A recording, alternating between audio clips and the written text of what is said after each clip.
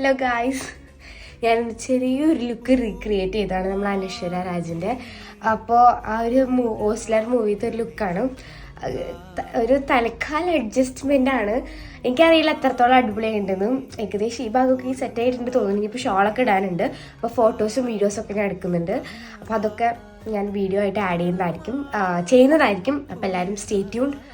Negative ആരും പറയരുത് guys. എൻ്റെ ഒരു സ്റ്റാർട്ടിങ് പോലെ വെറുതെ ഒന്ന് ചെയ്തതാണ് എൻ്റെ ഒരു ആഗ്രഹത്തിന്.